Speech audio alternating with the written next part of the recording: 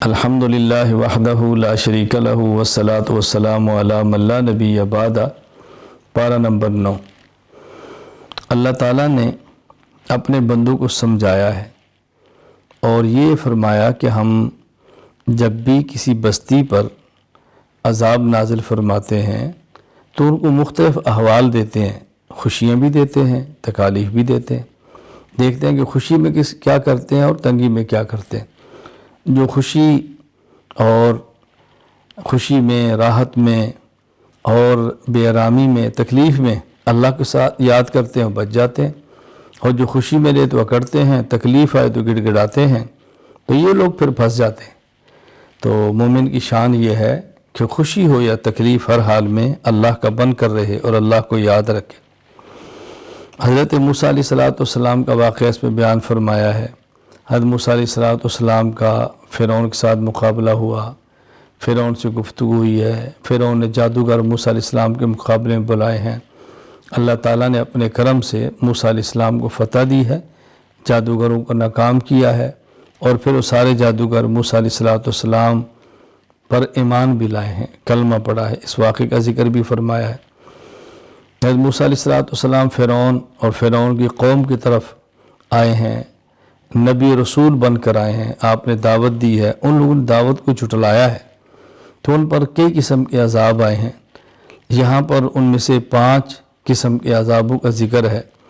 Number 1 طوفان، جیسے جھکڑ ہے، طوفان ان کے اوپر بھیجا ہے۔ نمبر 2 والجراد، ٹڈیاں بھیجی ہیں۔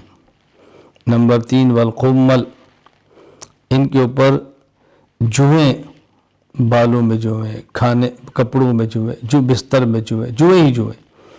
والضفادع، مینڈک، کھانے میں مینڈک، پانی میں مینڈک، پینے کی چیزوں میں مینڈک۔ والدم، اور خون، کھانا کھاتے ہیں خون بنتا ہے، پانی پیتے ہیں خون بنتا ہے، خون۔ تو ایک عذاب آیا تو موسیٰ اللہ سے دعا کرو، اگر یہ ٹل جائے تو آپ کی بات مان لیں گے۔ موسیٰ علیہ السلام دعا فرماتے، عذاب ٹل جاتے، پھر سرکش۔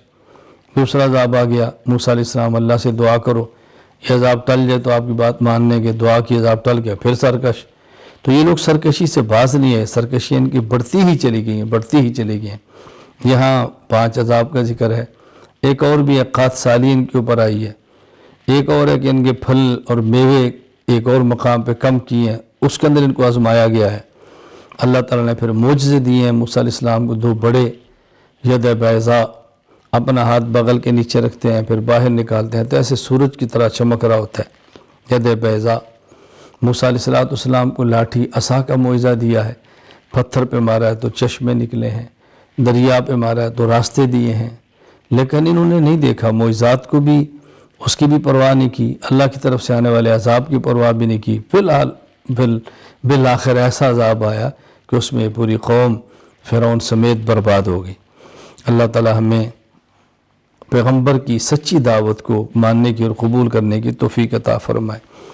پھر بنی اسرائیل کو جو موسیٰ علیہ السلام کی اپنی قوم سے فرعون سے نجات دی ہے، اللہ تعالیٰ نے ان کے اوپر تورات نازل فرمائی ہے، کتاب ان کو دی ہے۔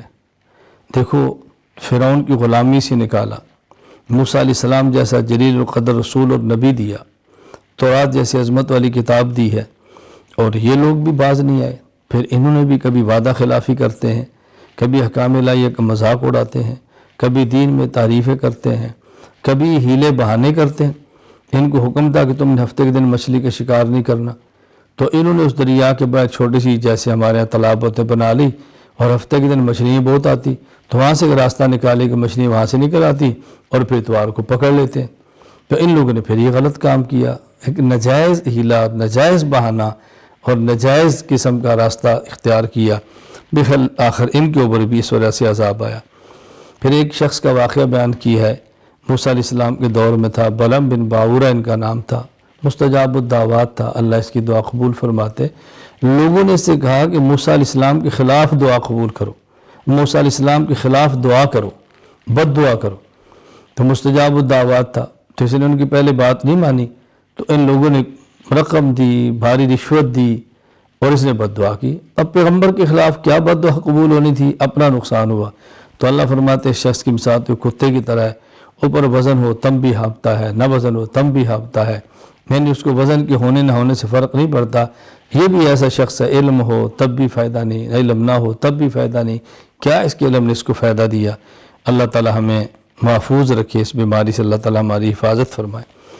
پھر اللہ تعالیٰ نے یہاں قرآن کریم کے بارے فرمایا کہ یہ عبرت ہے، بصیرت ہے، نصیحت کی کتاب ہے. اور آخر فرمایا وَإِذَا قُرِئَ الْقُرْآنُ فَاسْتَمِعُوا لَهُ وَأَنصِتُوا لَعَلَّكُمْ تُرْحَمُونَ. اس آیت کا تعلق نماز کے ساتھ ہے کہ جب جماعت کے ساتھ امام کے پیچھے نماز پڑھ رہے ہوں اور امام قرآن پڑھے تو مقتدی کو خاموش رہنا چاہیے.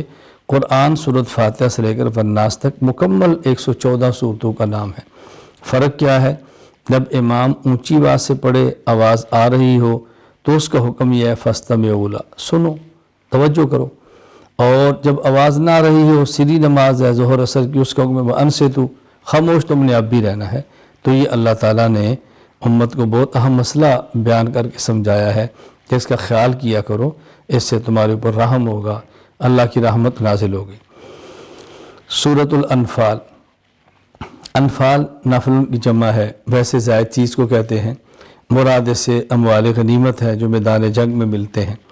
تو اس صورت میں چونکہ مال غنیمت کا، انفال کا ذکر فرمایا ہے، اس لیے صورت کا نام ہی سورۃ الانفال ہے. تو یہ فرمایا کہ جب مجاہد اللہ کے راستے میں جہاد کرتا ہے اور کفر سے جنگ ہوتی ہے، اس کے نتیجے میں جو مال ملتا ہے مال غنیمت کہتے ہیں. کبھی میدان میں نکلتے ہیں، جنگ کی نوبت نہیں آتی، بغیر جنگ کے مال ملتا ہے تو اس کو مال فے کہتے ہیں. تو یہ مسئلہ بیان فرمایا کہ جب مال غنیمت ہو تو اس کے 5 حصے کرتے ہیں. ایک حصہ مجاہدین کے لیے، 4 حصے مجاہدین کے لیے، اور ایک حصہ خالص اللہ کا رسول، یعنی رسول اللہ صلی اللہ علیہ وسلم کی ثوابدید پر ہے، اس کو آپ جہاں چاہیں خرچ فرما دیں. مومنین کی صفات کا ذکر فرمایا ہے. ایمان والوں کی صفت یہ ہے، نمبر 1 اللہ سے ڈرتے ہیں، نمبر 2 تلاوت کے ذریعے اپنے ایمان کو بڑھاتے ہیں، قرآن کریم رغبت سے پڑھتے ہیں، نمبر 3 اللہ پر بھروسہ اور توکل کرتے ہیں، نمبر 4 نماز کی حفاظت کرتے ہیں، نمبر 5 احسان کرتے ہیں، نیکیاں کرتے ہیں، دوسروں کا خیال رکھتے ہیں. یہاں دی بات اچھی طرح سمجھ لیں کہ اب رمضان کا مہینہ بطور خاص قرآن کریم کی تلاوت کا ہے، بہت زیادہ اہتمام فرمائیں. اللہ پر توکل کا معنی ہے اسباب اختیار کریں، اللہ پر بھروسہ کریں. اسباب اختیار کریں پھر بھروسہ کریں، اسے توکل کہتے ہیں. اسباب چھوڑ کر بھروسہ کریں، اسے تعطل کہتے ہیں. شریعت میں تعطل نہیں ہے بلکہ توکل ہے.